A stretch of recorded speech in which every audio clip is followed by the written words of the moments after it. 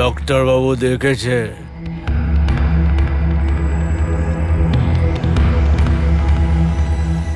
তুই যা, আমি আসছি।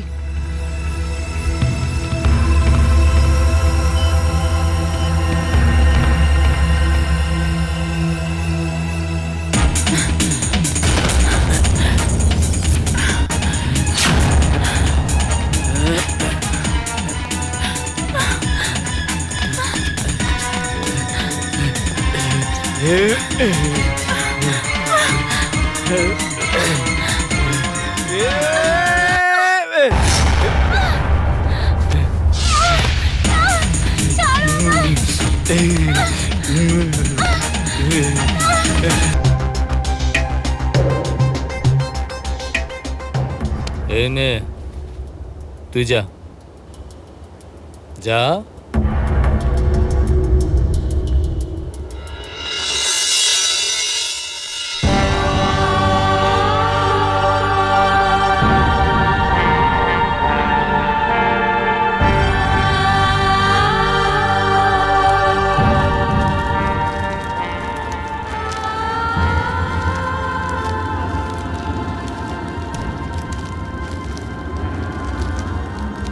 নিজের কাপড়ের দাগ মুছতে মুছতে আমার আত্মার ওপর এত গভীর দাগ লেগে গেছে, যদি ভগবানও চেষ্টা করেন তো তিনিও মেটাতে পারবেন না। কেউ জানে না ওই দিন চিকিৎসার পর ডাক্তার আমার সম্মান কেড়ে নিয়েছে, আমায় খিমচেছে, আর আমি কিচ্ছু করতে পারিনি, কিচ্ছু না। সেদিন যদি আমি সত্যিটা বলে দিতাম তাহলে ডাক্তার আমায় মিথ্যেবাদী বলতো, আর গ্রামবাসী আমার মা বাবাকে জীবিত অবস্থায় মেরে ফেলতো। এত সাহস ছিল না আমার মধ্যে এক রাক্ষসের মুখ থেকে মুখোশ খুলে ফেলতে, নিজের মা বাবার বলিদান দিতে। কিন্তু তুমি তো আমার কেউ নও, তুমি কেন আমায় বাঁচালে? কারণ আমি একটা গুন্ডা, খুব বড় গুন্ডা, যে তরি পার করে এই গ্রামে এসেছিল, যাকে এই গ্রামের এক একটা লোক ভয় পায়, কারণ আমি ওদের মতো ভদ্রলোক নই। ওই ভদ্রলোকেরা যারা এটা ভেবে নিল যে কাজরি রঞ্জনের সাথে এক রাতে শুয়ে এসেছে, কিন্তু কাজরির চোখের মধ্যে নিষ্পাপ দৃষ্টিকে দেখতে পাইনি। যদি এটাই ভদ্রতা হয় তাহলে আমি ভদ্রলোক হতে চাই না, আমি গুন্ডাই ভালো আছি। সালা এক হাসি খুশি মেয়েকে জ্যান্ত লাশ বানিয়ে রেখে দিল। মা দুর্গাও কালীর রূপ ধরেছিল আর লাখ অসুরকে বধ করেছিল। তুই তো শুধু একটা রাক্ষসকে মেরেছিস, কি এমন পাপ করেছিস? এই এই কাঁদিস না, কাঁদিস না।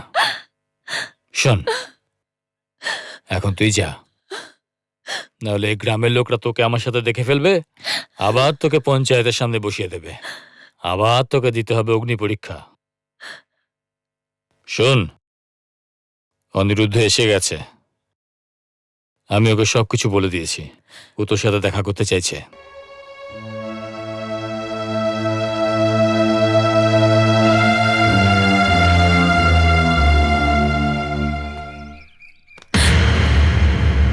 ছুঁয়ো না আমায়, চলে যাও এখান থেকে। কচুরি, আমি অনিরুদ্ধ, আমাকে চিনতে পারছো না? তোমার অনিরুদ্ধ। ছেড়ে দাও আমায়, তুমি ওদের মধ্যে একজন। কচুরি, আমি বললাম না কারোর সাথে কথা বলবো না। কচুরি, আমার আমায় ছেড়ে কথাটা দাও তো। ব্যাস। কচুরি, আমার কথা আমি শোনো। বললাম ছেড়ে দাও আমায়। কচুরি, আমি চুপ, কারোর সাথে শান্ত হও কথা তুমি। বলবো না, যেতে দাও আমায়। কচুরি,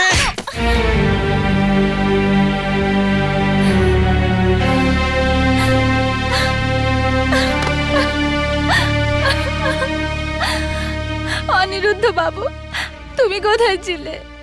কোথায় ছিলে যখন আমার উপরে দোষ লাগিয়েছিল? কোথায় ছিলে যখন আমার ধর্ষণ হয়েছিল? আমি তোমার অনেক অপেক্ষা করেছি, কিন্তু তুমি আসতে অনেক দেরি করে দিয়েছো। ডাক্তারবাবুর থেকে নিজের পবিত্রতার প্রমাণপত্র নিতে নিতে আমি অপবিত্র হয়ে গেলাম।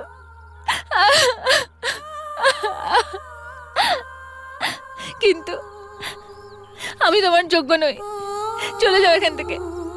আমার কারোকে দরকার নেই। আমি একলাই জীবন কাটাবো। তুমি যাও, চলে যাও। খেপি আমার, আমি ভালোভাবেই জানি যে কাজরি আমার নির্দোষ। আমি তোমার শরীরকে না, তোমার মনকে ভালোবেসেছি, আর মন কখনো অপবিত্র হয় না। আর আমি আমার ভালোবাসা দিব্যি করে বলছি, ওই পঞ্চায়েতেই তোকে নির্দোষ প্রমাণ করব। চলো কাজরি, আমার সাথে চলো।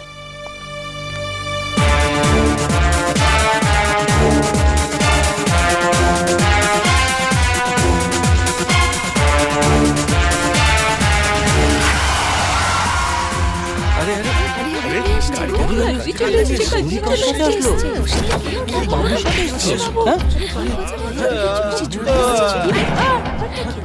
কি হয়েছে? এরা কি করেছে? এরা কারা? দেখ দেখ কি অবস্থা দেখ। আরে তো ডাক্তার বাবু, আমাদের গ্রামে এটা তো রঞ্জন না? কি চলছে এসব?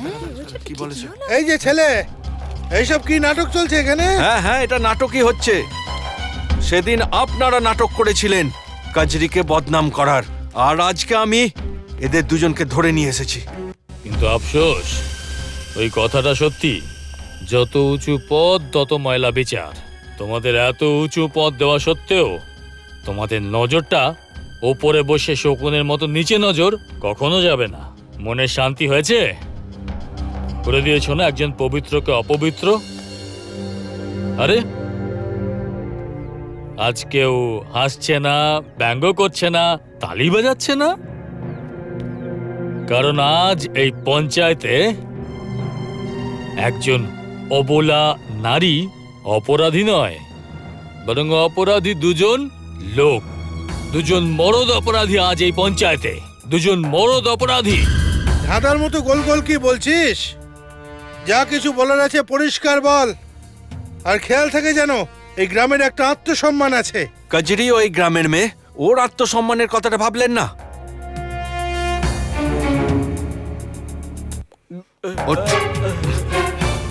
তুই নিজের মুখেই বল, সেদিন কি করেছিলি ক্লিনিকে কাজরির সাথে? কাজরিকে ইঞ্জেকশন দিয়ে অজ্ঞান করে রেপ করেছিলাম।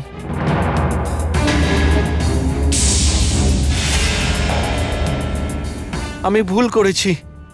সেদিন যখন ও আমার কাছে চেক আপের জন্য এসেছিল, ও পবিত্র ছিল।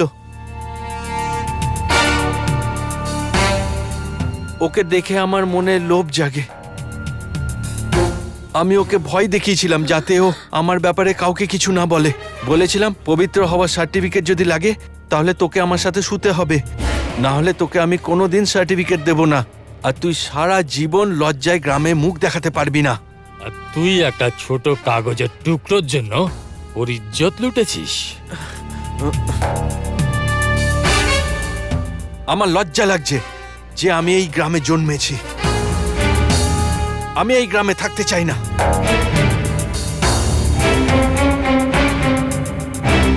চলো কাজরি, আমরা এই গ্রাম থেকে অনেক দূরে চলে যাই। তুমি কাজরিকে এইভাবে গ্রামের বাইরে নিয়ে যেতে পারবে না। এটা হলো গ্রামের সম্মানের ব্যাপার। এই কাজরি হলো আমার মেয়ে। এ কোথায় যাবে, কার সঙ্গে যাবে, তার সিদ্ধান্ত আমি নেব।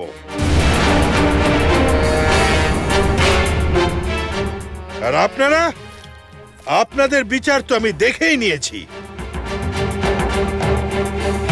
বাবা অনিরুদ্ধ, বলুন। যাও বাবা।